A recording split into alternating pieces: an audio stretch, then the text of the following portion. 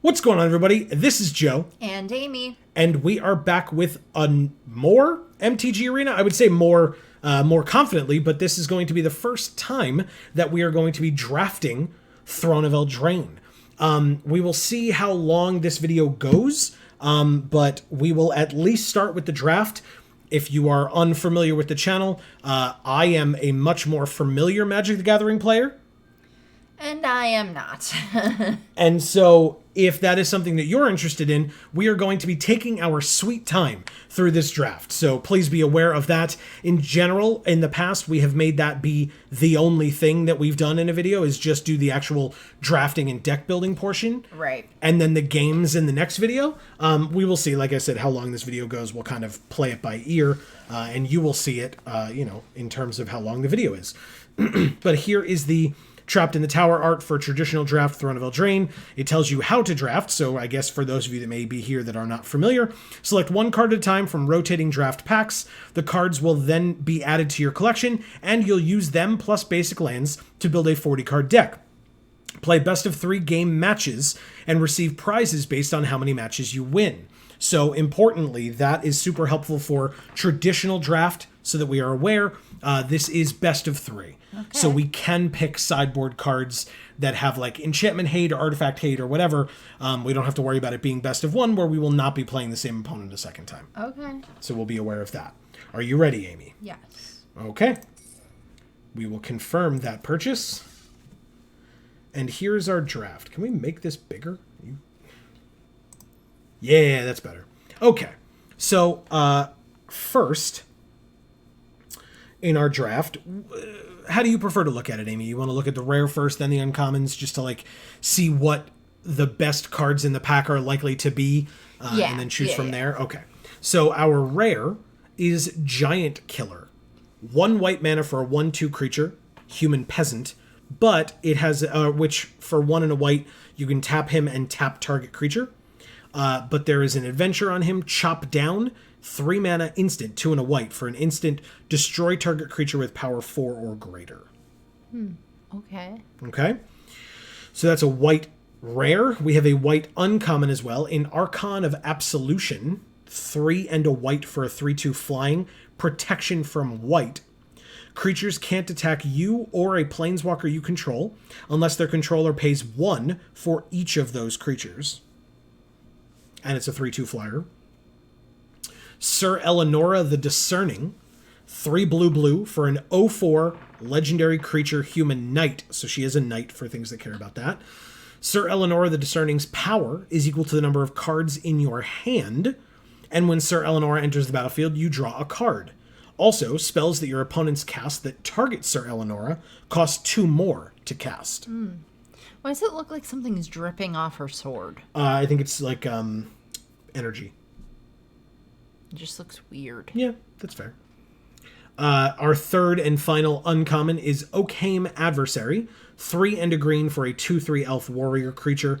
It costs 2 less to cast if an opponent controls a green permanent. So it would cost 1 and a green for a 2/3. It has Death Touch. Sweet. And whenever it deals combat damage to a player, you draw a card. So the reason that is good is because if you get to attack with this guy, if they have a creature that they don't want to die to your Death Touch that this guy has, they'll just let it through. And sure, they'll take 2 damage, which isn't a huge deal, but then you'll also draw a card, which some people don't like you doing. So, well, it's also good because he has a man bun. Sure. Sure he does. we will say like that. At least a top knot. Or a mohawk. It's hard to tell. Bun. Okay. So, do any of those, 4 cards now that we've looked at them, jump out at you as something where you're like, oh my god, that card's amazing, I really want it? I mean, I like them all. Okay. But it's hard on the first pack because you don't know what else you're going to see. Well, right. And I mean, that's kind of the point, though, is that you're going to then cater what else you are taking to what you've picked here. And although, unfortunately with these, I don't feel like I'm like, Okay. very often I feel like there's always one or two where you're like, yes, we need those, you know, but I don't feel that with any of these. Okay, fair enough. Do you want to look at the commons, or do you want to like try to go hard on one of these 4 and pick from there? I don't know. What do you think is a better choice? Of these 4, or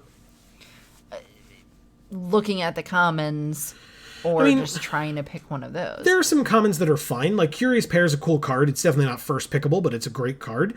Garen Brigg Paladin is good, although it's better in a heavily green list, which we don't know that we're going to be in. If we want to be the mill strategy, Merfolk Secret Keeper is great, although again, not really a solid choice for first pick. Tempting Witch is good for food, like a food deck. Right. And Flutterfox is great as well for commons. But of these, I like the Occam Adversary. I like him too. I like the Archon of Absolution, and I like the Giant Killer. Okay. Again, I think the Giant Killer is like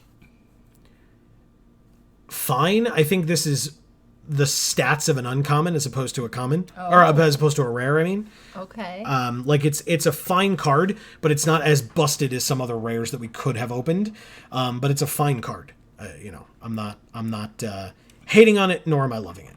It's kind of in the middle. So maybe the Archon? Archon is cool. It's a flyer, which is important. It has pro white. It's useful. Right. It has pro white, which it will be sometimes helpful. And its third ability, or the second ability that says creatures can't attack you or a planeswalker you control unless their control pays 1 for each of those creatures, is a very nice ability. Okay. It just becomes annoying. Okay. Very good. First pick. Sure. We have taken the white Archon. So now in this pack, or this pick, they took either a common or a foil. I don't know that they have foils online, because there's still 3 uncommons and a rare in here. Interestingly. Well, because the rare's not good, right? For this format? Right. Well, let's look at it. 2 white-black for an enchantment. At the beginning of each player's upkeep, that player sacrifices a non-land, non-token permanent. So that's you and your opponent. If they can't, they discard a card, they lose 2 life, you draw a card, you gain 2 life, and you create a 2/2 White Knight creature token with vigilance, and then sacrifice Doom Foretold. So when this card is good, it's great, and when it's not good, it's making you sacrifice a non-land, non-token permanent every turn. Yeah. Which sucks. Gotcha. So it's, you know... It's one of those that would be really good in a vacuum. Yeah.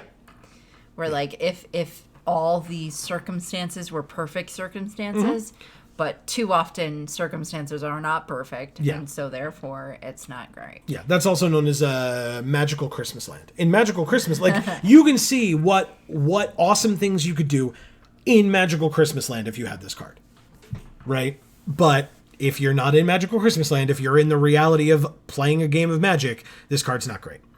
Righteousness. 1 white mana for an instant. Target blocking creature gets +7/+7 until end of turn. Whoa.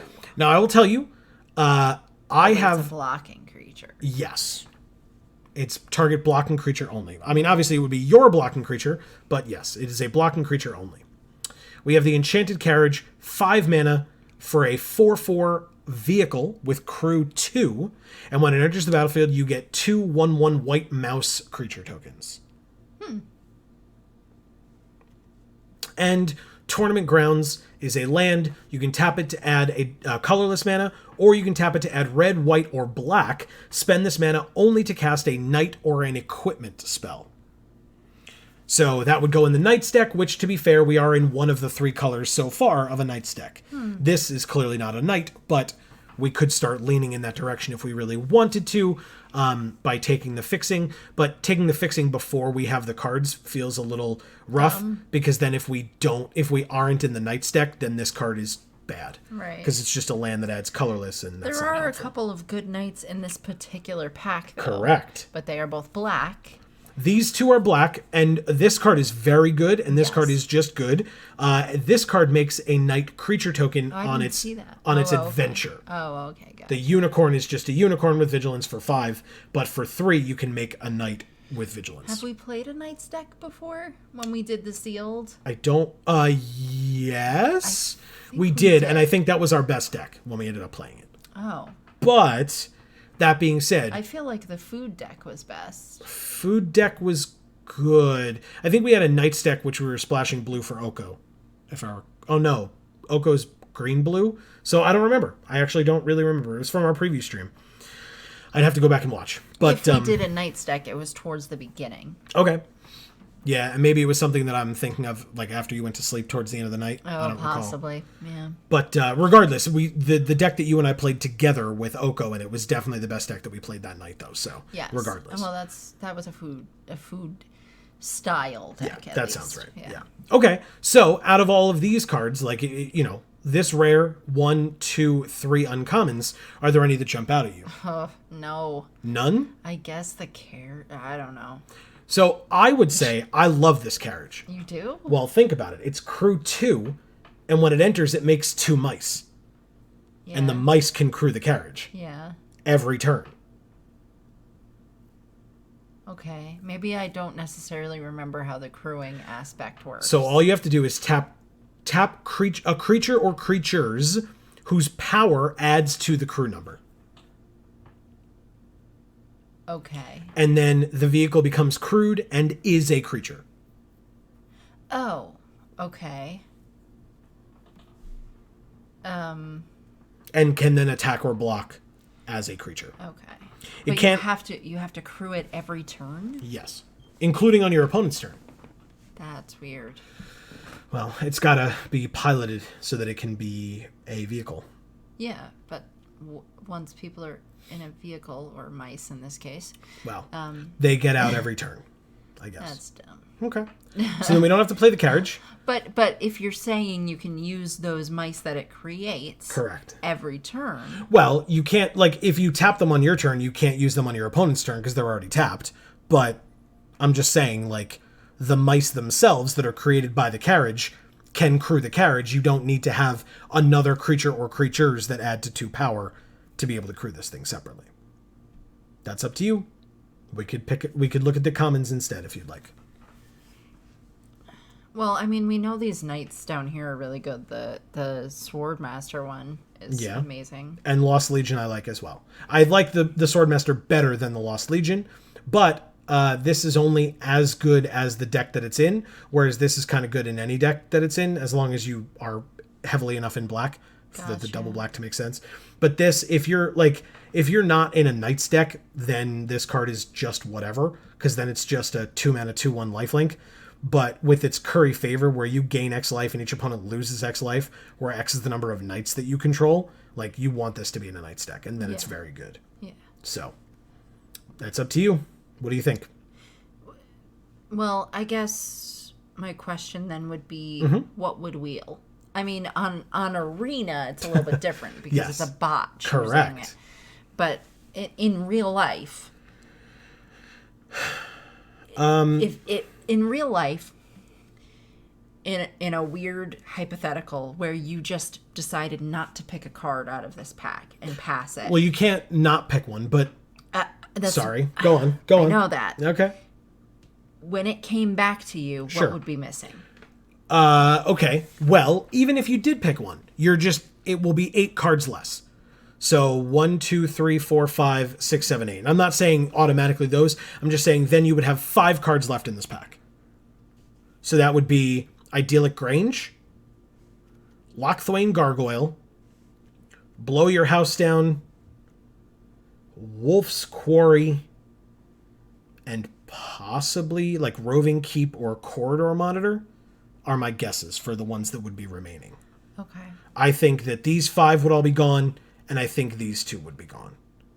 I think you might get lucky and have one of these left over or this left over, but I think these are the ones that are going to be kept in the pack. Okay. That's my guess. I have... Guess what? I haven't drafted this format yet, so I don't know, and I don't know how the bots were programmed. All right. But that's my guess. That's my best guess. Can I look at this white one in the corner again? The Lonesome Unicorn. Yeah. So it's a 4 and a white for a 3/3 vigilance. Or for 2 and a white, you can send it on an adventure and create a 2/2 white knight creature token with vigilance that you see here on the left. And you think that's good? I did not say that. Oh. First of all, I said that I think it would get taken over Corridor Monitor, Blow Your House Down, Wolf's Quarry, Idyllic Grange, Roving Keep, and Lochthwain Gargoyle. But I also said that this is a card that would make a knight if we were in a knight's deck. Just something to consider. I just don't think that card's very good. That's fair. That's not an unfair statement to make. Okay. So what? Maybe this is left in here, but that would mean that there's more of a chance that one of these would get taken. Like if this is left on the wheel, you know? Yeah. Idyllic Range is whatever. I mean, it enters tapped unless you control 3 or more other planes, because this is a planes in and of itself. And when it enters untapped, you get a +1/+1 counter on target creature you control, and it taps for a white. But I would wait on the wheel for that, just to see how heavily white we are, if we're still white. Yeah. So. Yeah. I don't know. What do you think? Initially, I would say the carriage. You're not high on it, which is fine. Then I would say one of these two. Yeah. Because my gut is saying one of those two, but the problem is which one do you pick then? Well, so here's the question, right? If you pick this one, either one, you're then so far in white-black. Now, obviously, you're not married to your first choice. You're not married to your second choice if those colors tend to dry up. Right. But if you're taking either of these, you now have a black knight and white cards, which means you're going towards that deck. Right. Which then means you might have probably wanted to take this one, but that's a different story. Maybe this comes back. Yeah. So if you think you're going to go more heavily knights because you're in 2 of the 3 knights colors, you take this one. If you're not sure, then you take this one. Right. Well, and that's the thing. We're not sure. But to me, that's a better card. Mm-hmm. And that's fair. Because then if you take this one, then you might try your hardest to make sure that you're in the knight's deck. Well, but that's the thing, too. Like, do you want to do that? Or would you rather the packs make your decisions for you? Well, I think it's a little bit of both. I think it can't hurt if we pick this card to then not use it in the end. Good point. All right, so pick it. Okay. We have picked the Smitten Sword Master. So, now in this pack, we have 3 uncommons and then commons. So let's look at the uncommons first. Okay. Shepherd of the Flock is a 3/1 for 1 and a white. I feel like I don't even remember that guy. He also has an adventure called Usher to Safety. For 1 white mana, it's an instant. Return target permanent you control to its owner's hand. Now, the reason that ability is good is because if you return a creature that has an adventure on it, once the creature is back in your hand, you can cast the adventure first and then recast the creature. Ooh, okay. So bouncing a creature that has the ability to have an adventure on it means that you can replay the adventure first, then the creature. Okay. Again. When you've played it already without the adventure, basically. Or with the adventure. You can play the adventure first, then play the creature, then bounce the creature, then play the adventure, and then play the creature. That's awesome. Or, yes, as you said, you can play the creature without it having gone on an adventure. Sorry. That seems like a really good card, but I haven't seen it, so I guess it's not. It's probably not, because if you don't have enough, like if this and this end up being our only creatures with adventures, this card's probably very bad. Oh, well, yeah, no, I guess that makes sense. Yeah. So, I mean, it also says target permanent you control. So, like, worst comes to worst, you could, like, bounce a land or something. Or there are a lot of, there's, like, Charmed Sleep and things like that, like, that your opponent could play on your creature that taps it and it doesn't untap during its controller's untap steps. Yeah. And it's an enchant creature. So you could then use this to bounce your creature that has been put to sleep back to your hand. Their enchantment will go to the graveyard and then you can replay your creature. Yeah. So like there's ways like that this that. card, there's ways that this card's good. It's just that if you don't run into any of those, then this is sideboard at best. Like a 2-mana 3/1's fine, but the fact that like one of those 1/1 mice could kill this guy, you know what I mean? Like, then it's not as great. Okay. Then we have Claim the Firstborn. What, you don't think a mouse could kill a shepherd? I mean, I guess like one with rabies, maybe. Oh, yeah. Oh, I didn't think of that. Claim the Firstborn. 1 red mana for a sorcery. Gain control of target creature with converted mana cost 3 or less until end of turn. Untap that creature, and it gains haste until end of turn. Thoughts? I don't love things that are until end of turn. Mm-hmm.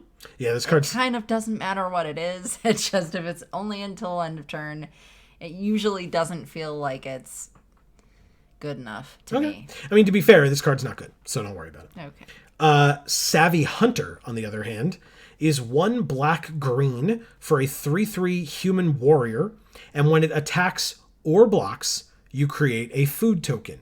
And then you can sacrifice 2 food tokens to draw a card. I like that one. Yes, you should like this one. It's a very good card. It's a Savvy Hunter. Yes, it is. She is a Savvy Hunter. As you can clearly tell, she's got a lot of things that she has killed. Yeah, and she's strong enough to carry them all. Yeah. Good on her. Right? So, we have now looked at the 3 uncommons. Should we look at the commons, or is there one that jumps out at you? What's this thing over here? Oh, that's so tiny. What? Oh, yeah, so tiny, yeah. Yeah. I guess the hunter is good. Savvy Hunter is very good. Savvy Hunter is a very, that's very black good card. Green though. Correct. We're kind of in black. We're in half black. I mean, again, it would just mean either not playing this or playing 3 colors, which is a little rougher. But yeah, we could. It's up to you. Okay. I mean, I like that one. You want this one? Yeah. Okay, I like it. Let's see what the rest of the packs have in store for us. Yay, Mystical Dispute. I love that art so Mystical much. Dispute art is very good. So 2 and a blue for an instant. This spell costs 2 less if it targets a blue spell, so then it would just be 1 blue mana for an instant. But it counters target spell unless its controller pays 3. That sounds good. It's not bad. It's in a color that we're not in, and I don't know how, like, if it's good enough to pick it because of that. Right. And the only other uncommon in the pack, because then the rest are commons, is Once and Future. God bless you. My goodness. God bless you. Sorry. That's life. 3 and a green for an instant uncommon card. Return target card from your graveyard to your hand. Put up to 1 other target card from your graveyard on top of your library, and then exile Once and Future. But if at least 3 green mana was spent to cast this spell out of the 4 that it costs, instead return both of those cards to your hand and exile Once and Future. That sounds pretty sweet. It's not bad. It's not a bad card.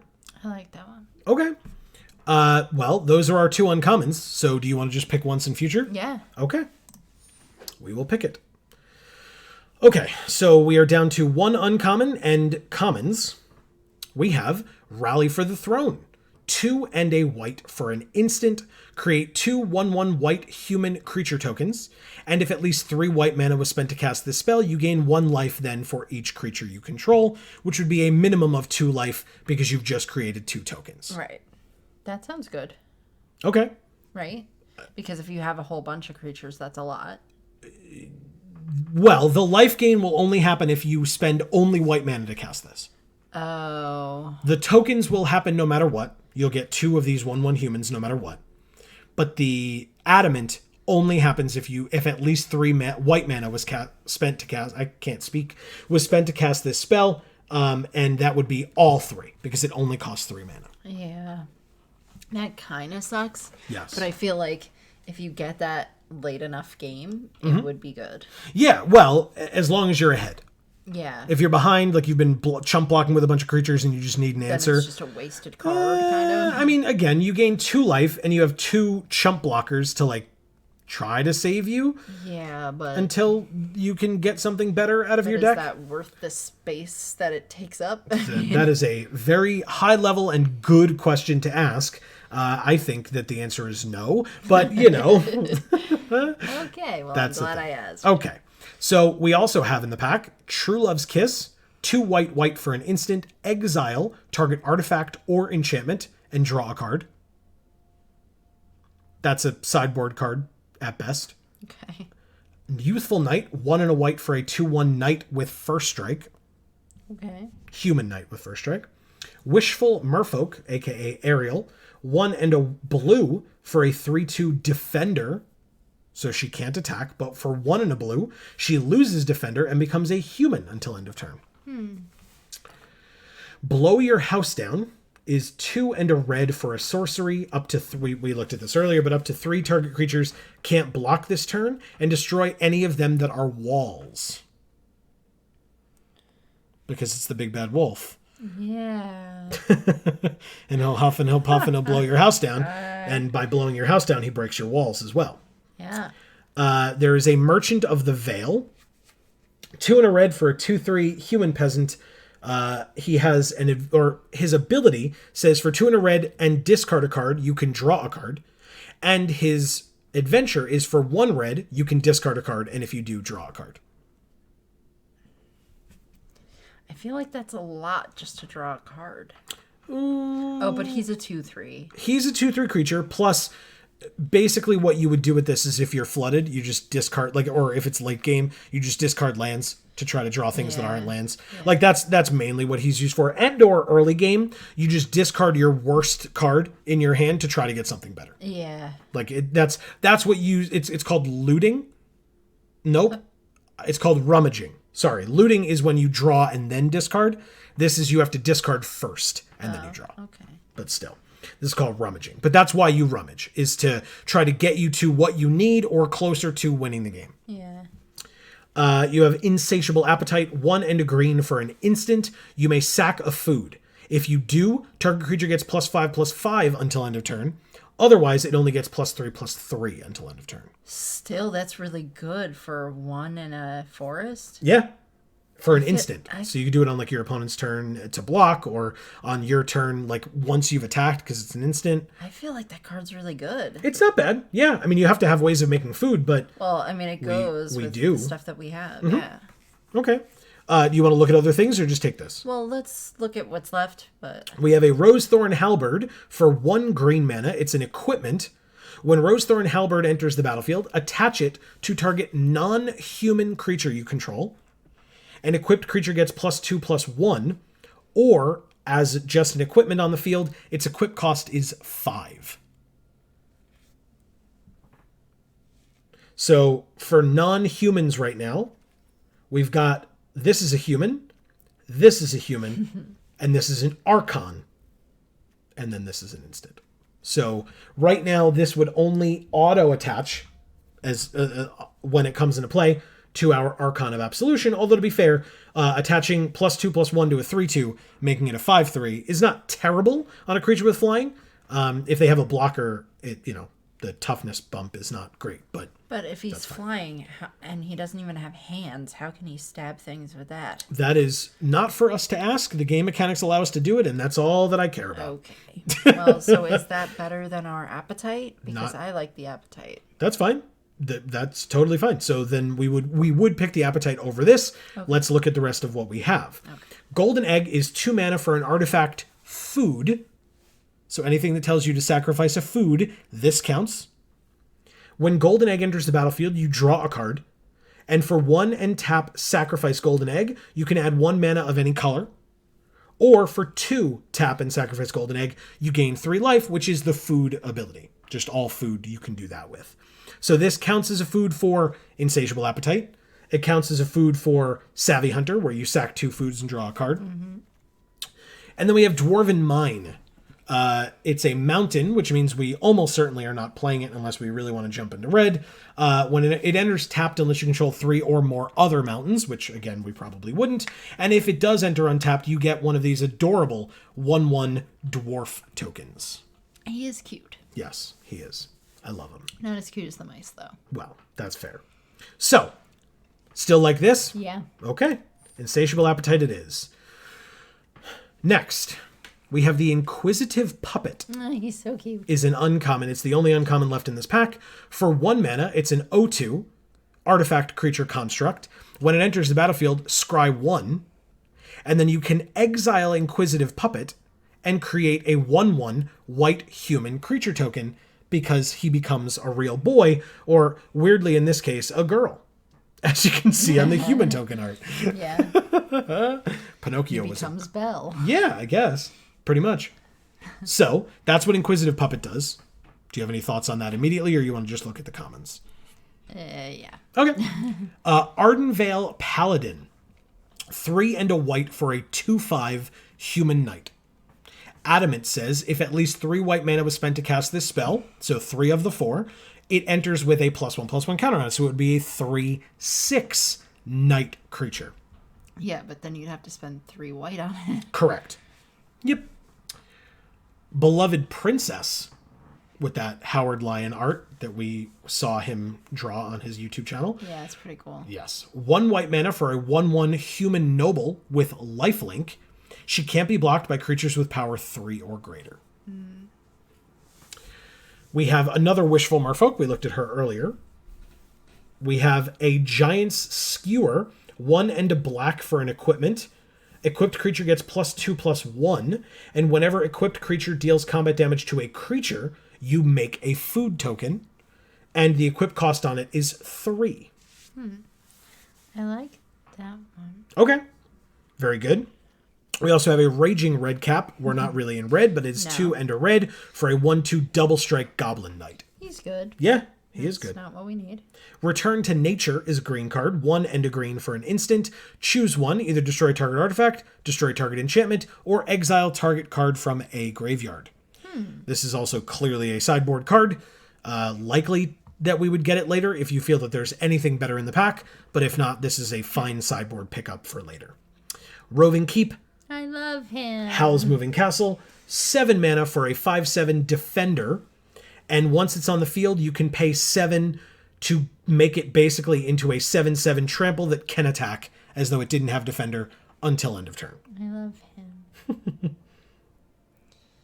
And then another Dwarven Mine. Okay. So, what do you like out of this one? I like the skewer and the wall, the roving keep. Okay. Which do you prefer, or do you not have a preference? Well, of course I prefer Howl's Moving Castle. Okay. But which do you think is more playable in our deck? Probably the skewer. Okay. We've seen a lot of Roving Keeps. We have no uncommons or rares in this pack.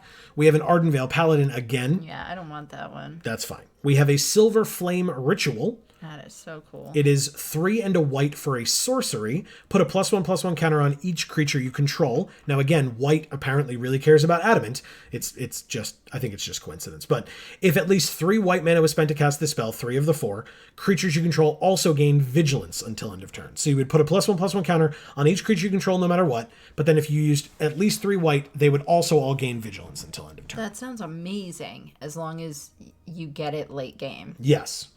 Well, But otherwise you have to get it late game. Well, yeah. I mean, if it's in your opening hand, it will just sit there for a very long time. That's all. Yeah. But Well, and it'll take up a space of something you could have used. at that point in the game, yes. Yep. Forever Young is 1 and a black for a sorcery. Put any number of target creature cards from your graveyard on top of your library, and then draw a card.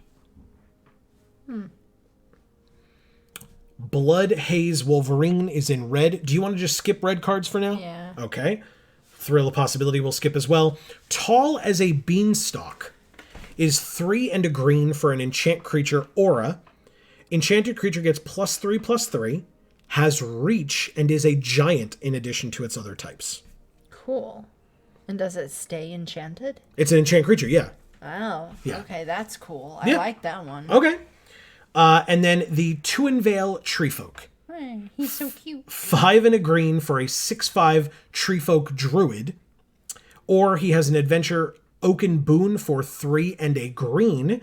Put 2 +1/+1 counters on target creature. Meh. I don't think he's as good as the Beanstalk. But he's so cute. Look at him. Don't you love him? I mean, I do, I yeah. love him. Okay. And then Witch's Cottage is a swamp. Not a non-basic swamp. It enters tapped unless you control 3 or more other swamps. And when it enters untapped, you can put a creature card from your graveyard on top of your library. So it basically does the abbreviated version of what Forever Young does. But you have to have 3 or more other swamps first. No. Okay, so what do you want? Oh, God.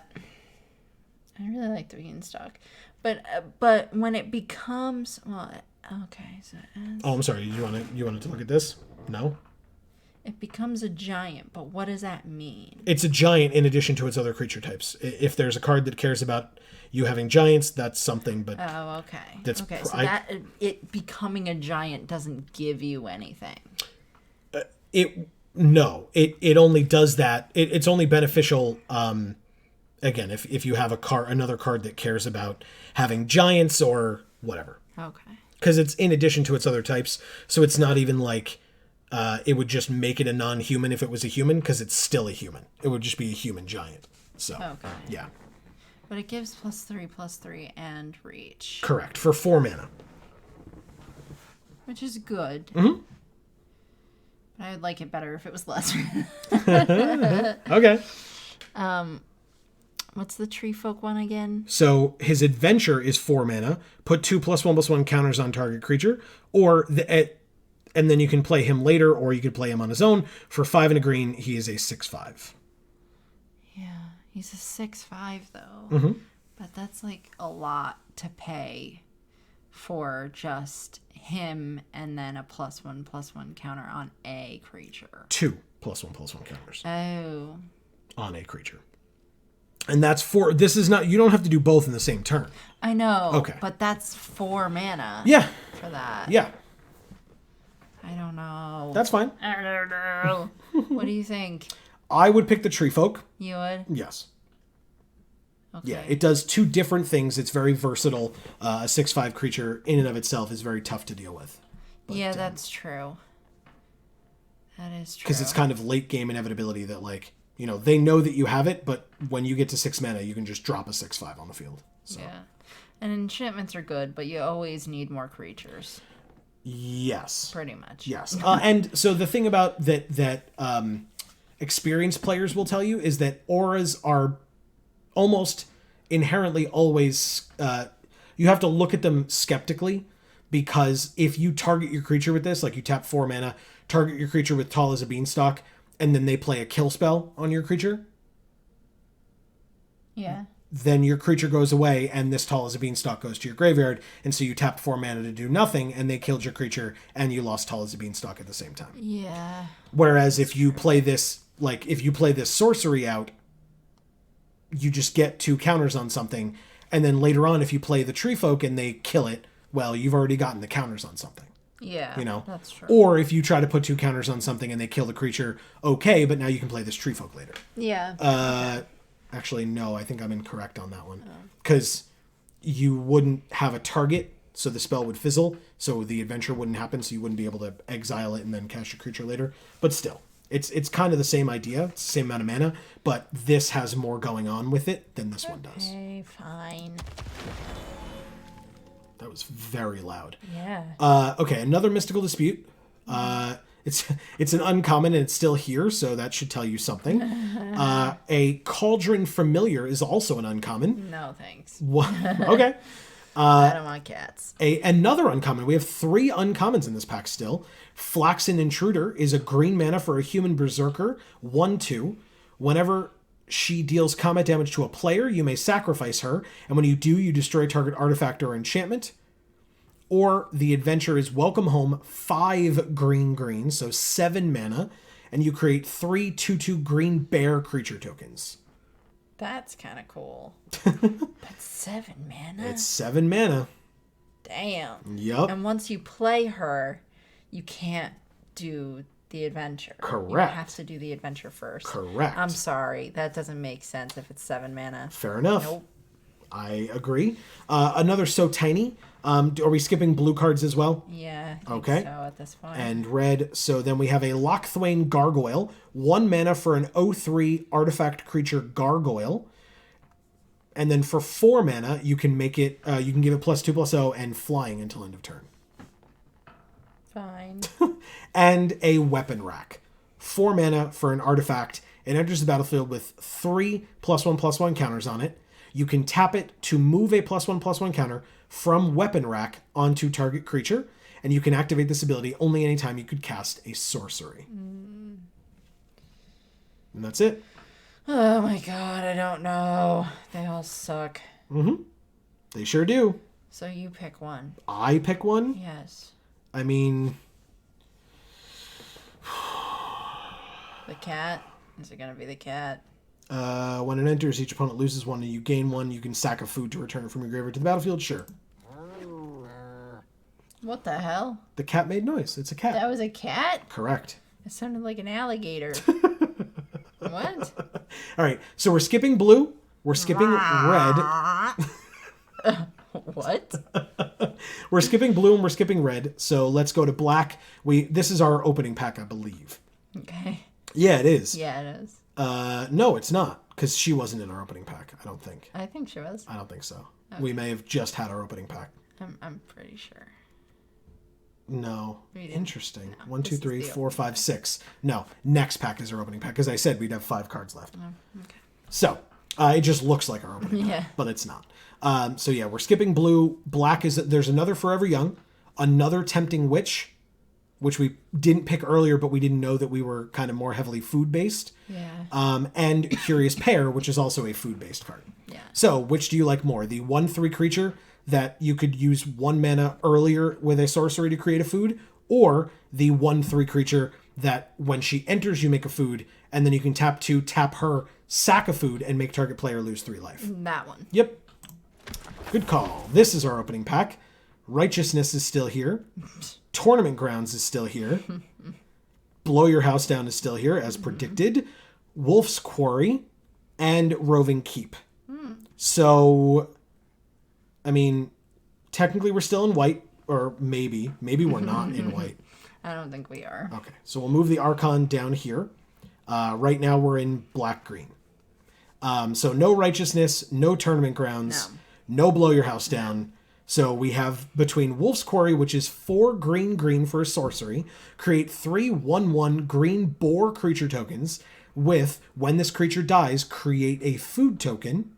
I like that one. Yes. Or Roving Keep. 7 mana, 5/7 defender. We looked at this guy earlier. Yeah. Which do you prefer? I guess the food one again. Hey, look. I just like Roving Keep. It's Wolf's Quarry. So if we're not in any of these 3 colors, I wonder which card we're going to choose. Yep. We have 2 Wolf's Quarries now. Okay, so the only card in our colors is Memory Theft. 2 and a black for a sorcery. Target opponent reveals their hand. You choose a non-land card from their hand. They discard that card. You may put a card that has an adventure that player owns from exile into that player's graveyard. That seems... So what it means is when you cast the adventure side of a card, it goes into exile and you can cast the creature later. Oh, that sounds good. And so it sits there on an adventure. Okay. So what this says is you get to look at their hand, take one of their non-land cards, and they discard it. And if they have something that's off on an adventure, you just put that in their graveyard and they don't get the creature anymore. All right. Just take it. 2 cards left. Neither are in our colors, but we can take the white card since we technically already have one. That'll just go in our sideboard. And look, the Inquisitive Puppet is left. Do we put him in the deck or in the sideboard? Sideboard. But he's cute. He's pretty cute. Okay. Whoa. Oh, that sound was weird. My God. Ooh. Well, we've got some white cards. I know, but we always come opened back. a Realm Cloak Giant.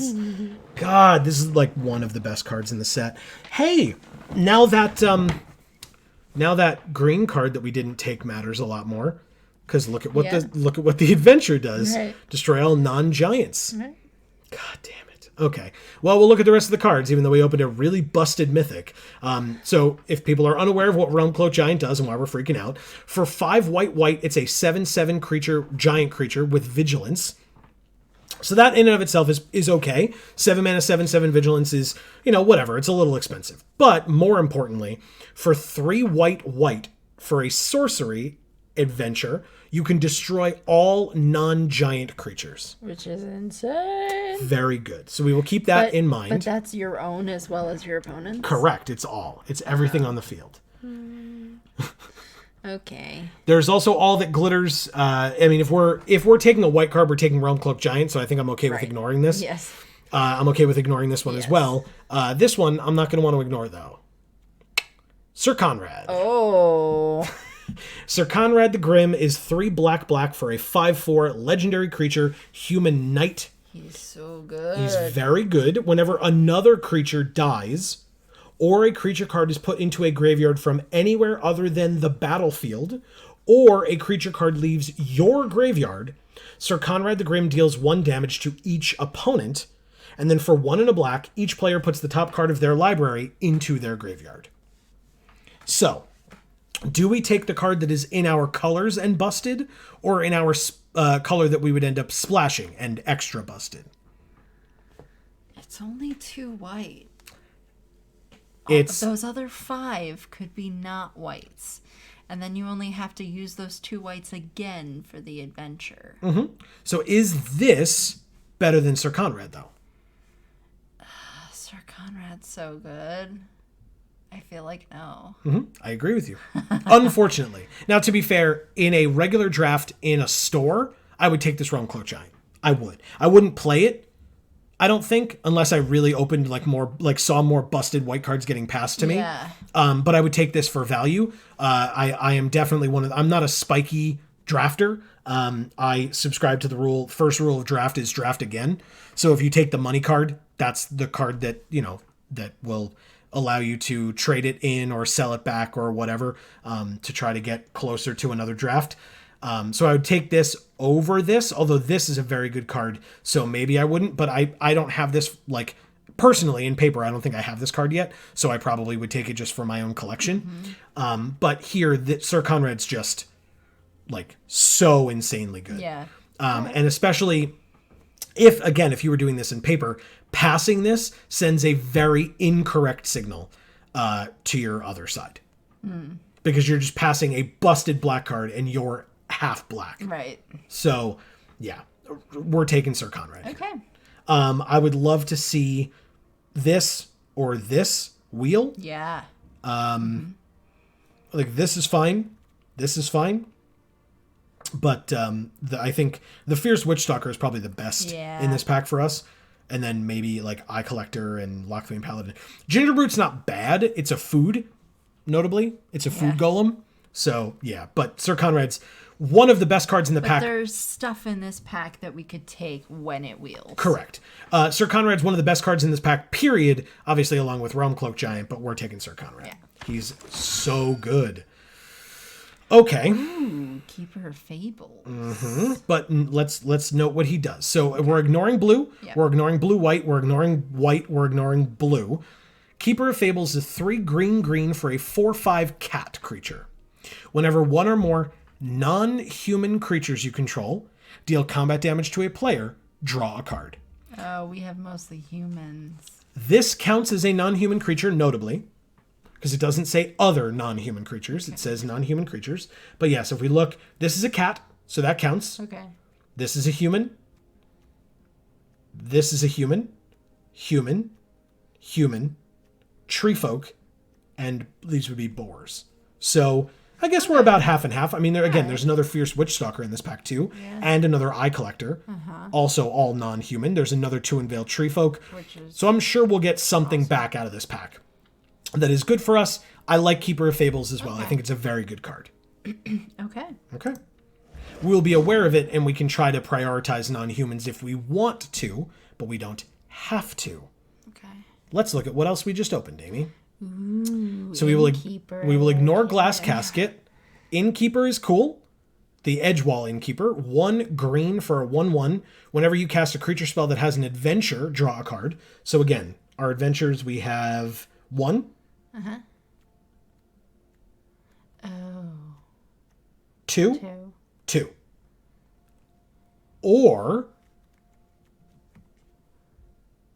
Revenge of Ravens. 3 and a black for an enchantment. Whenever a creature attacks you or a planeswalker you control, that creature's controller loses 1 life and you gain 1 life. Ooh. That will be helpful. Which is better? I think the Ravens. Yeah, I agree with you. Okay. We have a rare and an uncommon in this pack in our colors. Wish Claw Talisman. 1 and a black for an artifact. It enters with 3 wish counters on it. 1 tap, remove a wish counter from it. Search your library for any card. Put it into your hand, and then shuffle your library. An opponent gains control of Wishclaw Talisman, and you can activate this ability only during your own turn. And then when your opponent has this card, they can do the exact same thing, and then give it back to you, and you would then get to do it a second time if you wanted to, and then it would have no more wish counters on it. You would give it back to your opponent, and then they would just have a fun lawn ornament on their battlefield. You know what? It's cute, but I don't like to share. That's a fair point. I just don't like this card. But that's fair. We have Belle of the Brawl, though. Now, let's note what the card does. She is 2 and a black for a human knight, a 3/2 human knight with menace.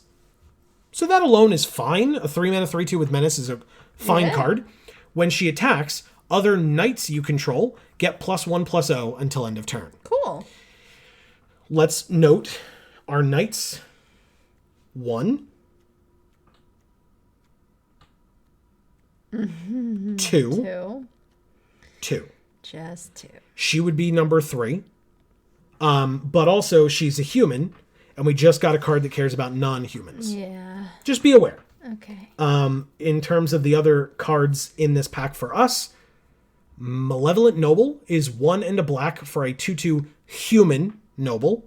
For 2 mana, sack an artifact or another creature to put a +1/+1 counter on Malevolent Noble. Meh. Memory Theft again. Right. Maraleaf Rider, 1 and a green for a 3/1 elf knight, so notably a knight and a non-human. Nice. Sacrifice a food. Target creature blocks Maraleaf Rider this turn if able. So this is like exactly the card we need. Seems that way. It's a knight, it's a non-human, and it deals with food. Mm-hmm. And it's a 3/1 for 2, which I like. Okay. And the only other card in here is Spore Cap Spider. Who's adorable and has reach. Yes, well, most spiders do, because they can cast the webs to catch the flyers. But it's 2 and a green for a 1/5 with reach. Yeah. No, definitely the elf. Okay. Thank you. You're welcome. Okay, we'll skip white. We'll skip blue. Big into a pie. Bake into a pie. Also in the pack, Gingerbread Cabin. When it enters tapped unless you control 3 or more forests. If it enters untapped, you get a food. There's the Dwarven Mine and the Idyllic Grange here. But there's another Insatiable Appetite. And there's a Fell the Pheasant. 1 and a green for an instant. It deals 5 damage to target creature with flying, and you create a food token. I like that one. Mm-hmm. Okay. Because... Okay. Do you want to pick this one? Maybe. Okay. I'm gonna... Can I executive decision you here? Yeah. Did you read what this card does? No. Okay. 2 black, instant, destroy target creature, create a food token. Oh. No, yeah, that's better. I apologize. I thought you knew what Bake into a Pie did. That's why I skipped not over it. really. Okay. My mistake. I just was looking at the pictures. Yes. The pie art on that food token is fantastic. Very, very good. But yes, this destroys a creature and you make a food token. Yeah. It's exactly what you want to do. One of the best removal cards in the set. You don't need to be in a food deck to know that this card's sick. So yeah. Cool. We'll do that. Okay. Skipping blue and white, even though this card's great. Skipping blue and white, we go to Foreboding Fruit first. Okay. 2 and a black for a sorcery. Target player draws 2 cards and loses 2 life. That would almost certainly be yourself unless your opponent's at 2. And then Adamant, if at least 3 black mana, so all of it, was spent to cast this spell, you also create a food token. Oh. Okay. So you're spending 3 to lose 2 life. And draw 2 cards. And to draw 2 cards and to make a food. Mm-hmm. I feel like that's good. I will agree with you. There's another Memory Theft. And there is a Garen Brigg Carver. 3 and a green for a 3/2 human warrior, or Shield's Might is his adventure, instant 1 and a green. Target creature gets +2/+2 until end of turn. Yeah, okay. All right, so what do you like out of good, this pack? but- Oh, and I'm sorry, and there's another golden egg as well. Yeah, so I think the fruit. Very good. Not a bad choice. Okay, well, we've got actually a couple of interesting choices here. Forever Young again, we've seen that. Lash of Thorns is 1 black mana for an instant. Target creature gets +2/+1 and gains Death Touch until end of turn. Ooh. Fell the Pheasant again, 5 damage to a creature, get a food. Or Tall as a Beanstalk again, +3/+3, reach giant.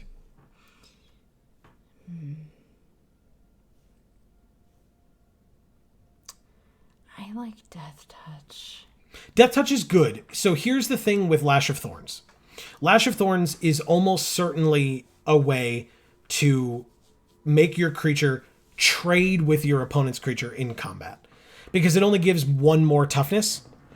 So unless you're, on attacks, you can make sure that if they block super favorably for them, that you can make them pay for it by killing their creature. Okay. Or creatures if they're double blocking. Yeah. And on blocks for you, this is just a way for like your 1/1 that was going to chump the 5/5 that they have to then kill it, because it then has Death Touch as well. Okay. Which is fine. There's nothing wrong with that. I'm just saying, It's just not the best. well, I mean, it might be the best thing in this pack. It might not. It depends on what your opinion is. But I'm just letting you be aware this is not, a 1 mana save your creature, kill the other creature card. It's a kill both creatures card, where theirs would not have normally died. Typically. Well, I think Forever Young is better than it. So the problem with Forever Young, or the only problem with Forever Young, is in the early game, this card is not great. Put any number of target creatures from your graveyard on top of your library, and you draw 1 card. So if you put 1 creature on top of your library with this, that's fine, because you're drawing a card as well. So you're basically just paying 2 mana to take a creature from your graveyard, put it in your hand. Yeah. But if you put more than 1 creature, then you just have creatures on top of your library where if you need a spell, like a Bake into a Pie, for example, you're not getting it because you've stacked the top of your library with other creatures. Yeah, but you only have to put the things on there that you want to put on there. Correct. You get to choose what you put. That's true. Okay. So you would rather Forever Young over Lash of Thorns for now. Yeah. Okay. Very good. Not a problem at all. Forever Young it is. Okay. We will skip blue and white. We've got Return to Nature, which is the sideboard, destroy an artifact, destroy an enchantment, exile a card from a graveyard. We've got a Rosethorn Halberd that can automatically attach to the non-human, +2/+1, or the equip cost is 5. Okay.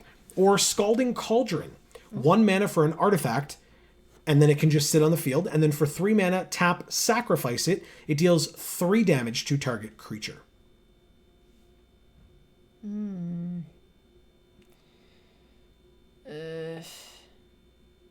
Well, it's between those two.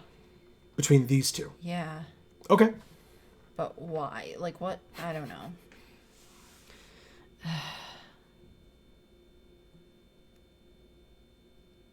Does it... Okay, for equipment, does it stay equipped? Until the creature dies or you unequip it by tapping 5 and equipping it to something else. Oh, okay. Yes. It's basically an enchant creature, but when the creature dies, the equipment stays on the field. Oh, okay. It's like a weapon And then that... you can still equip it to something? Correct. Oh, that's good. Yeah. Yeah, I think that one, maybe. Okay. We will take it. Okay. So we are back to... Ooh, our knight's there. We have the Lost Legion is still here. Eye Collector is still here. And Gingerbrute is still here. Can't be blocked this turn. Except by creatures with haste. So for 1 mana, you can just get in for 1 damage almost every time. And then he's a food, so you can tap 2, tap, sack him, and gain 3 life. I like him. When he's playing, he's doing a good job, I feel like. Okay. Like, from observing games where he has been played, I feel like he's doing work. Okay. That's fair. But... And if there's a point where he's not doing work, you can just sack him to things that care about you sacking food. Yeah. Okay. But So but I doubt that that's better than the knight. Well, this is a spirit knight, so notably knight and non-human. Is a 3-mana 2/3. Flying. He does not have flying. Amy doesn't like it when spirits don't have flying wizards. Come on now. And when it enters, you scry 2. It's up to you. What do you think?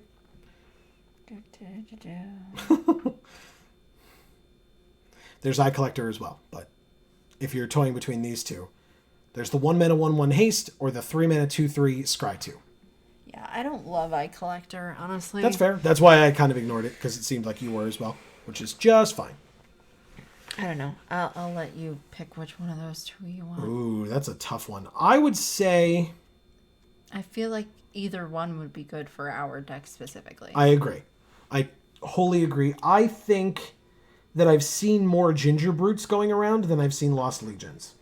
Okay. So for that reason, I'll take the Lost Legion. Yeah. Ooh. Okay, so now your choice Tree Folk. is between Eye Collector, 2 Unveiled Tree Folk, and Lockthwain Gargoyle, I guess, is in there as well, technically. But the Tree Folk, it doesn't really make sense to have 2 of those, does it? That's up to you. I mean, having both of them in your hand at the same time feels bad, but if they're in, like, separate sections of your deck, then it feels nice, because then you have the chance of drawing it early enough, or you have more of a chance of drawing it early enough so that you can use its adventure and then have it sitting, ready to come in whenever. But that's up to you. What's Eye Collector again? 1-mana, 1/1 flyer. When it deals combat damage to a player, each player puts the top card of their library into their graveyard. That'd be you and your opponent. Yeah, I don't like that one because it's... This particular set, I feel like, has a lot of opportunity for milling strategies. Yes, and that agreed. is definitely something that eats into that.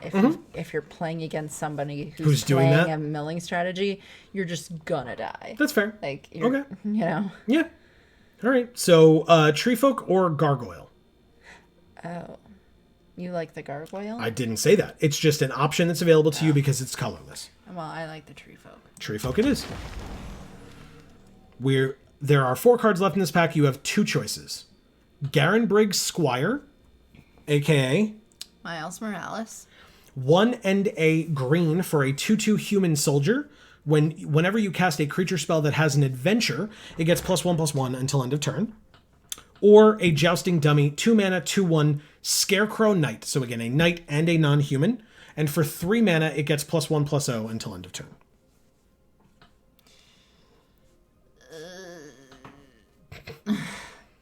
I still think the Forever Young is better, but... Oh, I'm sorry. I forgot about Forever Young. I apologize. Okay, so you want another Forever... I didn't even notice it, really.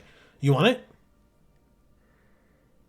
But to have more than one of those? I don't know. Well, it's up to you. We still have a 3rd pack.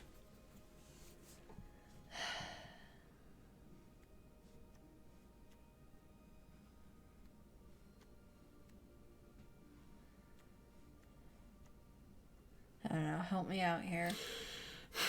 I've got 1, a lot of humans. I want more humans. 2, 3, 4, 5, 6, 7, 8, 9, 10. And I guess this makes them.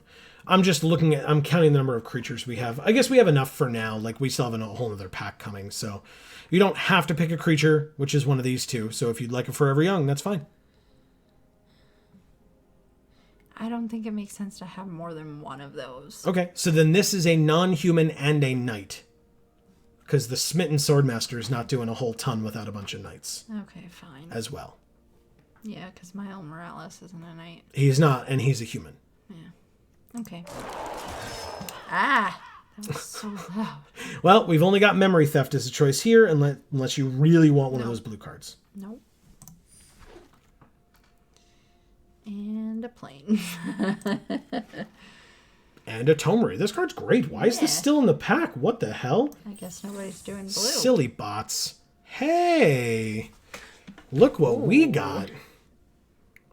Yes, please. Because, blue, not blue, but... well, let's look at what it does. Okay. 3-mana artifact. When it enters the battlefield, choose a color. Creatures you control of the chosen color get +1/+0. And then you can tap to add 1 mana of the chosen color. Okay. You have Savvy Hunter, but I would be remiss if I also didn't just slide down here and point out another bacon to a pie. I missed it. Yes, no, we're taking that one. Over the Savvy Hunter? I think so, yeah. Okay, there's also a just foreboding fruit, but it's just so good to like take care of something that's a problem now. I agree. Okay. Yeah. Bacon to a pie it is. Ooh, whoa, tough choices. Oh boy. Order of Midnight. 1 and a black for a 2/2 flying. Order of Midnight can't block. Now it's a human knight, but it's a 2/2 flyer that can't block. Or Alter Fate for 1 and a black. Sorcery. Return target creature card from your graveyard to your hand. Or Bacon to a pie. Oh man. Technically also a Fierce Witch Stalker, Ooh, I but like him. we saw those kind of late, and I don't think that's better than Bacon to a Pie or Order of Midnight, so I would say those are your 2 choices. Okay. Which would you prefer? Removal? Evasion? Removal? Having fun Evasion. is good. Correct. And I don't think we have anything. No, I guess we have something with flying. I think you're thinking of Eye Collector, which I don't think we picked. No, I wasn't thinking of Eye Collector, but that's fine. We don't have anything with Okay, flying. so maybe that does make more sense. What's that? The Order of Midnight? Yeah. It's not as good, though. So if it's not as good, then take Bacon to a Pie. All right. Take whichever card you think is better for your deck. Ooh, here's some choices too. Interesting. Okay. Witch's Vengeance is a rare sorcery for 1 black. Creatures of the creature type of your choice get -3/-3 until end of turn. So that's an option. Barrow Witches, when it enters the battlefield, return target knight from your graveyard to your hand. It's a 5-mana 3/4. Tempting Witch again. To Unveil Treefolk again. Wolf's Quarry again, although I believe we already have 2 of those, so maybe a third would be kind of a bad idea. Yeah. Another Golden Egg. I don't think we have any Golden Eggs, but we've seen a bunch, but there's a Golden Egg. And a Hengewalker is 3 mana for a 2/2, and if at least 3 mana of the same color was spent to cast this spell, it's a 3/3 instead of a 2/2. Yeah. I think the Tempting Witch Okay. here. As opposed to what? What is the other one you're toying with? I don't know. The witches? Witch's Vengeance is fine. I think the thing is with this set... No, I meant the... the Barrow The Witches. Barrow Witches. We have 1, 2, Are they humans? 3.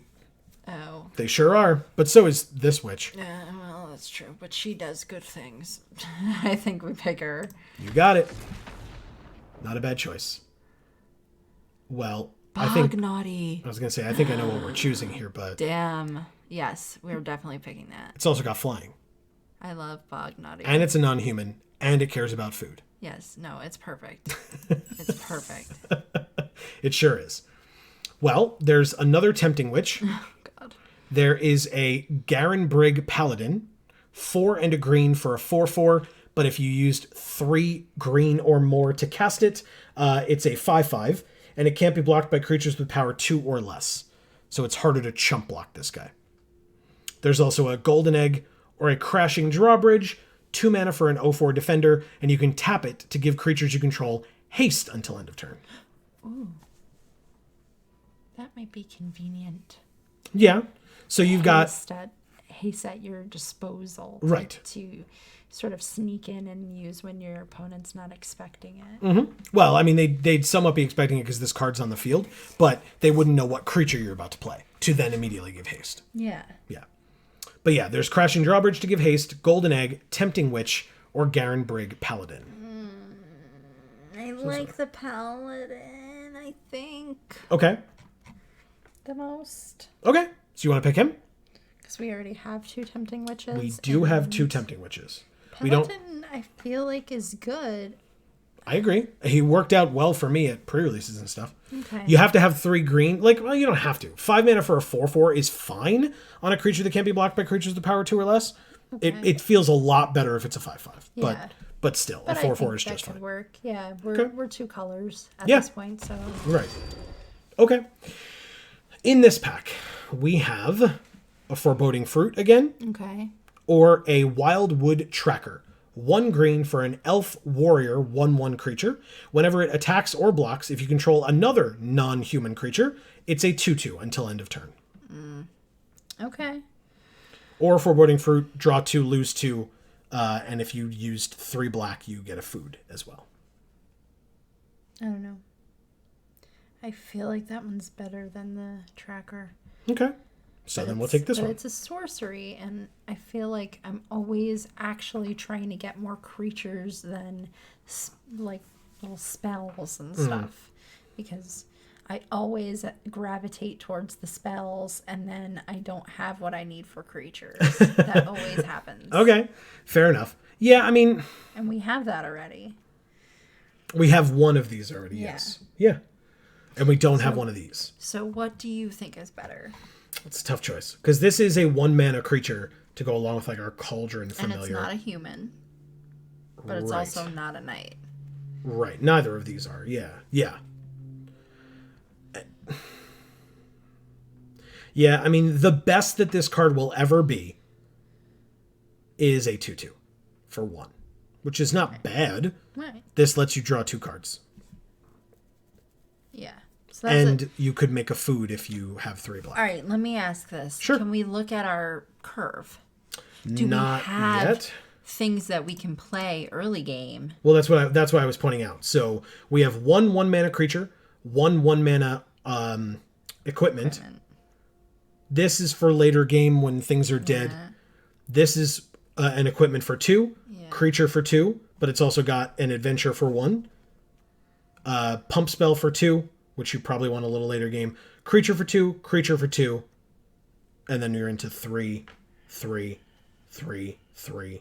But we have 2 memory thefts, 2 tempting witches, 1 savvy hunter, 3 bake into a pies for 4. So like early we have some things. It's not a lot, but we can drop like The equipments you can't really use. well, so with the giant skewer, you can play that on turn 2 if you have no creatures out. It doesn't matter because it doesn't automatically equip in any way. Oh. The Rosethorn Halberd would, so it would feel kind of bad to play this on turn 1 because it doesn't auto-equip, and then you need to wait till you have 5 mana to equip this to something.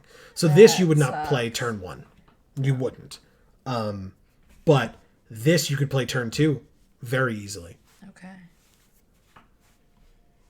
All right, so you think the Foreboding Fruit. I do. I see that it's a much better card than this other card. Yeah. It's just that, is it what we need right now is what I'm asking. Okay, well, let's count our creatures. 1, 2, 3, 4, 5, 6, 7, 8, 9, 10, 11, 12, 13, 14. Wow, okay. And then these make creatures as well. All right, so I'm doing pretty good on the creature front for I agree. once. I agree. All right, so Foreboding Fruit then. Very good. Well, these are some choices for you. Wow. Yup. That wheeled? No way. Well, it's not technically a wheel. We haven't seen any of this card yet, or this one really, but Kenrith's transformation is 1 and a green for an enchantment aura enchant creature. First of all, when it enters the battlefield, you draw a card. Second of all, enchanted creature, which you would almost certainly put on your opponent's creature, but let's read it. Enchanted creature loses all abilities and is a green elk creature with base power and toughness 3/3. It loses all other card types and creature types. So it's like Oko, but It's like what Oko does, yes. Right. It's Oko's ability, but on a card. Right. Yeah. So if you don't care about this Cauldron Familiar's ability, then you could just put it on the Cauldron Familiar, and then the Cauldron Familiar is a 3/3. Right. But otherwise, you're going to put it on like your opponent's Bog Naughty or whatever, which is a 3/3 flyer that they're using to throw food at your creatures and kill them. So you just make their Bognaughty into a 3/3 that doesn't fly and can't kill your creatures, or something like that. So that's Kenrith's transformation. You've got another Smitten Swordmaster. Yeah, he's awesome. And that's why I'm surprised he's still here. 'Cause Okay. There's only like 7 cards left in here. What? 8, but yeah. Yeah. There's another Tall as a Beanstalk, and there's a Ginger Brute as well. We have a Ginger Brute? We do took not. that one? We do not. Did No. not. No, because he's 1 mana, so we would Yeah, have seen him but up the here. Swordmaster's so good. Swordmaster is very good if you have knights. We have 1, counting himself, 2, 3, 4,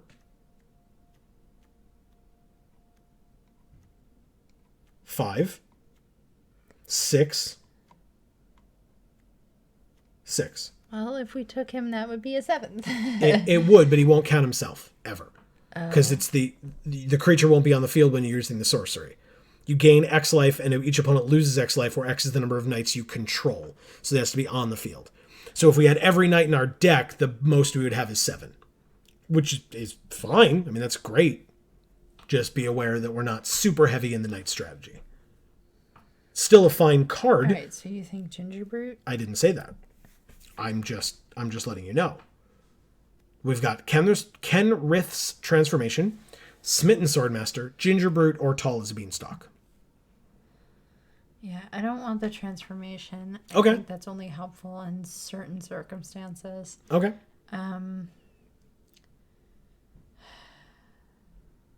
Yeah, I like the Ginger Brute, to be honest. And we didn't take the other one, so I really want it. Sure. Ginger Brute it is. No complaint.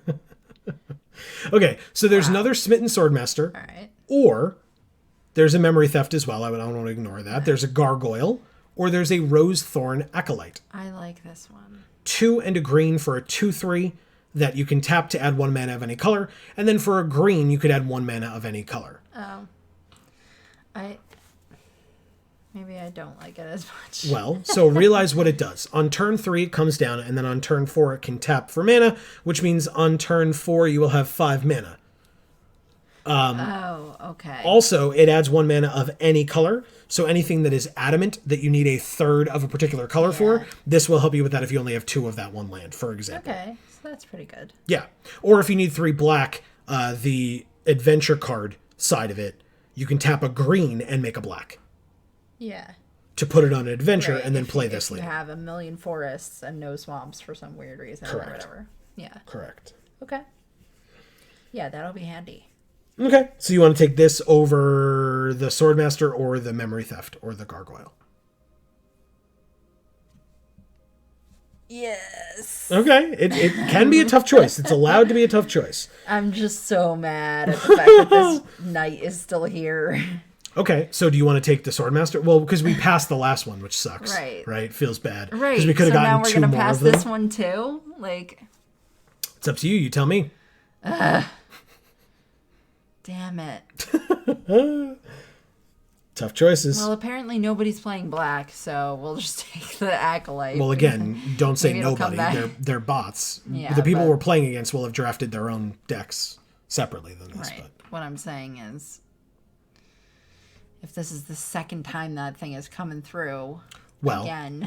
1, 2, 3, 4, 5, 6, 7. So we're not seeing anything out of the last pack or this one.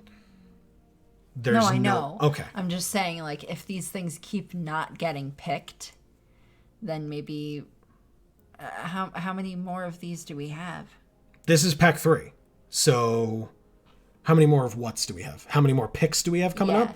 up? Well, 1, 2, 3, 4, 5, 6, 7 cards are left in this pack. So when we take 1 out of here, the next will be 6, then 5, then 4. So we have 6 cards left to pick in this draft. Yeah, whatever. Take the Acolyte. Acolyte it is. Okay. I think we've had this choice before. It's Foreboding Fruit versus the Wildwood Tracker. Yeah. Foreboding Fruit. You want a third Foreboding Fruit I now. don't know. That's so many. I agree. So why not Alright, take the fine, tracker? We didn't take him the first time, but now we have a third one of these or the Foreboding first Fruit's of so these. much better. It is, but in a third one, that's 6 life if you Yeah. play all 3 of them. Okay. Well, I guess it's either the Gargoyle or the Signpost Scarecrow. 4 mana for a 2/4 Vigilance, and for 2 mana you can add 1 mana of any color. And what was the gargoyle again? 1 mana 0/3, and then for 4 it can become a 2/3 with flying until end of turn. I like the scarecrow better. Okay. I mean, to be fair, I like neither, and I think based on what we have, we're going to be putting this in our sideboard regardless. But that's fine. Whoa. So there's another Tree Folk or another Wolf's Quarry, of which we have 2 of each, notably. Oh, great. Okay. But the Wolf's Quarry is a lot cheaper, right? It is No, it's 1 not. cheaper, and this thing has the Damn. sorcery ability that only costs 4. Damn So it. it's... Oh, actually, I lied. They're not 1 cheaper. They're both 6 mana. What the frick? All right, fine. We'll take the Tree Folk, I guess. I don't know. Wait, Waiting. but the Wolf's Quarry becomes food. Well, the Wolf's Quarry is 3 boars that then, when they die, become food. Yes. Yes, we'll take that one. You got it. None of those. Which one do you... Let's take a 7 dwarves. This one's dopey. We can have a Crashing Drawbridge. Okay. You said you thought that was intriguing. And the Mystic Sanctuary goes to the sideboard, which means we have finished our draft. Okay. Nicely done, Amy. So this is our sideboard currently, and this is our deck. Right now they've put the lands in for us, which means in our deck currently we have 51 out of 40 cards. Okay. So we have 11 cuts to make. Ooh. So, well, let's be... how do we switch up the view? Okay, so this is what your curve looks like presently. Okay, that's a good curve, right? I think so. Can we make this? Yeah, look at that. Okay, that was very distracting. This is a fine curve. I mean, again, we still need 11 cuts, but this is it's a fine curve. Yeah. Okay. This is land. Don't even look at these. But I'm not. okay, so what would we like to take out of this deck? Nothing. Nothing. We're just playing a 51 card deck. Yes. Okay, if you really want to do that, we can. It's the worst idea I've ever heard, but you absolutely could do that. Do it. What gets cut here? So let's look at each card individually. Let's start from the top. We have 3 Wolf's Quarries. Yeah, let's get rid of one of those. Okay, and we have 2 Wolf's Quarries and 2 Unveil Tree Folks. Yeah, I only see us needing one of those guys. Okay. We have a Keeper of Fables. Okay. We have a Garen Brigg Paladin.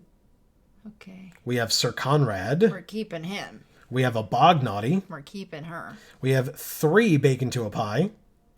We're keeping those. We have Once in Future, which was, if you remember, 3 and a green for an instant. Return target creature card from your graveyard to your hand. I'm sorry, target card, notably, any card, from your graveyard to your hand. Put up to 1 other target card from your graveyard on top of your library, and then exile Once in Future. But if you used 3 green or more to cast this spell, instead return those cards to your hand and both of those cards to your hand and exile Once in Future. So either 1 in your hand, 1 on top of your library, or both into your hand. I don't know. Okay, we'll come back. Revenge of Ravens as well. That one's good. Yes. 2 Tempting Witches. They're good. Yep. Lost Legion. Good. Because we only have one of him. Right. Rosethorn Acolyte. Good. Savvy Hunter. Good. 2 Foreboding Fruits. Okay. 2 Memory Thefts. Oh, we have 2 of those. Correct. I feel like we only need 1 or none of those, to be honest. I'll say none. Okay. Insatiable Appetite. I don't know. That's 2. I like that one. Yeah, personally. that's fine. Giant's Skewer. Maybe. Okay. Forever Young. We ended up with 1 Forever Young. Okay. Jousting Dummy.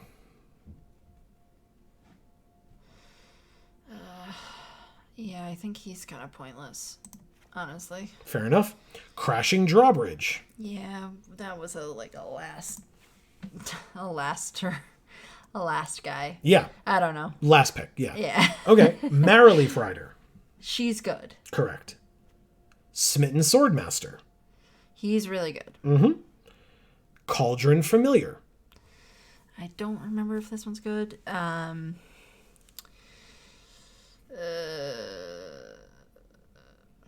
So here's a fun thing with this card that I've learned. If you're able consistently to put the Giant Skewer on the Cauldron Familiar, read what it does. When it enters, each opponent loses 1 life and you gain 1 life, and it's a 1/1. And you can sack a food to return it from your graveyard to the battlefield. Well, how's this thing going to die? In combat. So if you equip it with the Giant Skewer, it becomes a 3/2, and whenever it deals combat damage to a creature, destroy it or create a food token. So then this dies, this stays on the field, you sack the food token that this created to bring this back, they lose 1 life, you gain 1 life, you re-equip it with the Skewer. And it's a wonderful combo. Because turn 1 is the cat, turn 2 is the Skewer, turn 3 is equip it with the Skewer, and then you just have, your own little fun engine That's going pretty on sweet. for the rest All of the game. right. That's, again, that is arguably Magical Christmas Land, but it's a reason why this good, card is, though. yeah, and we have a lot of food creators that, to be fair, like the Tempting Witch and the Bognaughty care more about food than the Cauldron Familiar does, but it's still something else. Yeah. The Wildwood Tracker. Yeah, I just don't think he's that good. I agree with you. Gingerbrute. He's good. I want to keep him. Yes, and the Rosethorn Halberd. Is debatably good on some days. I don't know. I would disagree that this is good. Okay. I think So I think take it it can away. go away. Yeah. I've played it in a deck before. Whatever. It's whatever. We need 3 more cuts. That's it. Do you have any other thoughts or do you want some help? I really want some help. All right. So this is kind of tough. I won't lie to you. So Maybe the Fables guy? Because even though he's good, he's didn't very have- good. but we didn't have what we needed for him, right? Or something. He is whenever 1 or more non-humans deals combat damage to a player. Oh, Non-human is okay. We just Gingerbrute, had a lot of Cauldron humans. Familiar, Marrowleaf Rider. Okay, we did have some, yeah. 3, 4, 5, He counts himself. 6, all these guys. Oh yeah. Okay. No, 7 he's good. is the knight, or the this is a giant knight. This is a fairy. This is a treefolk druid. So yeah, he's very good. I am going to point something out to you, and you tell me what you think. Okay. I think Once and Future is very good. I think this allows you to take a card from your graveyard and put it into your hand, and another card from your graveyard on top of your library. Forever Young does a very similar thing, but it puts any number of creatures from your graveyard on top of your library, Okay. and you draw a card. Both of these are good in their own way. Do you think it is worth having both?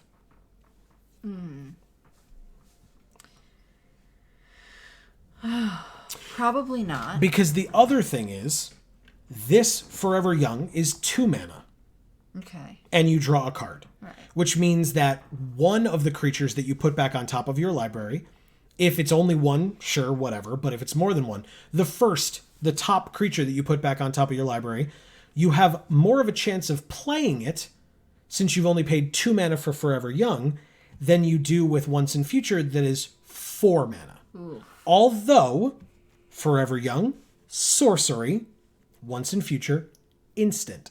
So you can do Once and Future at the end of your opponent's turn, and then get a card in your hand, a card on top of your library, draw the card off the top of your library, or put both into your hand with Adamant, and then draw a card. It's a tougher question. Higher cost instant that if you play it on your own turn, you won't be able to play any of the cards that you get back, or lower cost sorcery that you have to play on your turn, and if it's early in the game, you might not necessarily, or if you're returning like the Treefolk or the Keeper of Fables or the Garenbrig Paladin, you need to have 7 lands or 6 lands and a Rosethorn Acolyte to be able to do both. in a single turn? That's a really tough question. I haven't played with Once and Future yet to be able to tell you whether it's good or not. Yeah, that's a tough one for me. I also would say our high end is not that high at 6. Right. So I would be okay with getting rid of Rosethorn Acolyte. Okay. Although it is an elf druid, so maybe we try to look for like a human that we might want to get rid of instead. But I mean, we are only 2 colors now. There's not a lot of fixing in this set, but the reason is because you don't necessarily need it, right? Right. Well, they, especially with Adamant, like pulling you towards playing closer to a monocolored deck. So I was there we go. That's Adamant. I was like, where is there a card with Adamant? But yeah, there. Like Adamant makes you, like, incentivizes you with playing one color more heavily than another or whatever. Here we're kind of split. Like we have more swamps than forests, but not by a ton. It's literally one difference with 17 land, but I think it's because we have triple bake into a pie with double black. Like that's kind of important. So, this is tough. I won't lie is there to you. anything that's somewhat similar to bake into a pie but not as good? No, this straight up destroy a creature, create a food, like Bog Naughty technically, because it kills creatures, but it's also a 3/3 flyer. So no way. Yeah. No way we're getting rid of that. Maybe we try it without one of the Wolf's Quarries, because it's a little expensive. Okay. Yeah, Maybe. I'm okay with that. I don't know that that's the best answer, to be honest with you. And we still need 2 more cuts. Yeah. Let's get rid of Once and Future for now. The thing with Once and Future is it gets any card. So if we're noticing that like we want more than 3 Bake Into a Pies, we can get 2 Bake Into a Pies back with Once and Future. Wow. So if that's something that we're noticing late game, or that like they've destroyed our Revenge of Ravens and we really want it back, then that's something that we can use Once and Future for. But I think the things that we're going to want more are our creatures back, which is what Forever Young does. Okay. All right. Let's count something. 1, 2, 3, 4.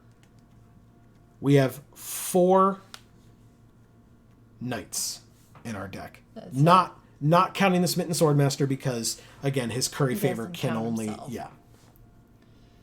Damn it. Do you seriously want to get rid of him? I do and I don't. He's a 2/1. Like our favorite card. He's a 2/1 lifelink, so he's very good.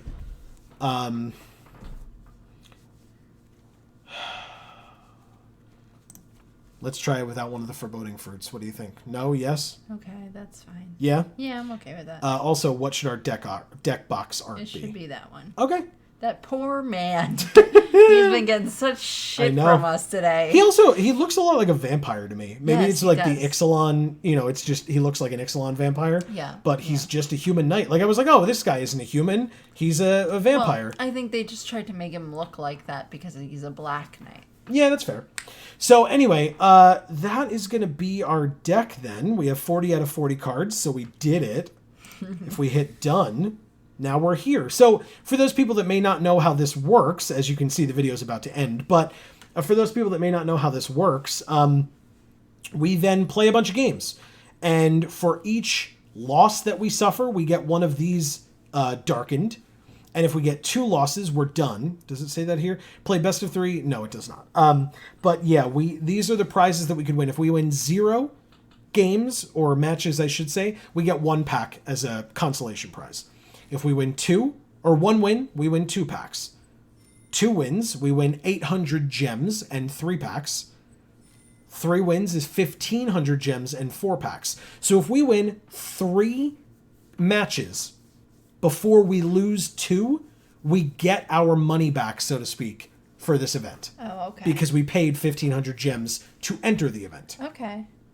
And we get 4 packs out of the deal as well. Right. And then everything above that, this is 1,800 gems and 5 packs.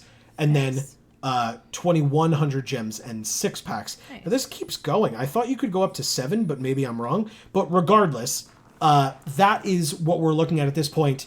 We will go into the games, record them, and show them to you next week. For now, thank you all so very much for watching. We would love to hear your thoughts, your opinions in the comments below. Again, if you missed the beginning of the video or you skipped to the end or whatever, just to remind everybody, I'm a more experienced player and Amy is not as experienced of a player. If you think that there were choices that we should have made, please feel free to let us know. If you want to be insulting about it, please don't, because this is both of our first times playing this format. So if you've played this a bunch and have advice, we would love it. If you have advice that is mean, no thank you. Like, people have been always kind, but just realize that, you know, we're trying this out. I am not the best player in the world. I'm not on the Pro Tour circuit, or, you know, whatever. This is all for fun, and we would love to hear opinions about specific cards. Should we not have cut certain things? Should we have cut certain things instead? Right. If there's things that you're sitting there going, I really think that this card would have been so much better. Like, please, we'd love to hear that feedback. Both for cutting for the deck towards the end here, or in picks in general. If you were to say, hey, you know what, that one card that you picked was not better than Tall as a Beanstalk. You should have picked Tall as a Beanstalk instead. Let us know. We would love all of those opinions. It helps us get better, so we would love that. But for now, that is going to be it for this video. It was definitely a long one, so thank you all for hanging out with us and being patient as we figured this out. This was a lot of fun to do. So, for now, as I said, from the Geek for All family of channels, hopefully we will see you all next week. I have been Joe. And I'm Amy. And as we always say, in whichever video of ours you watch next, we will see you all next time. Thanks, everybody.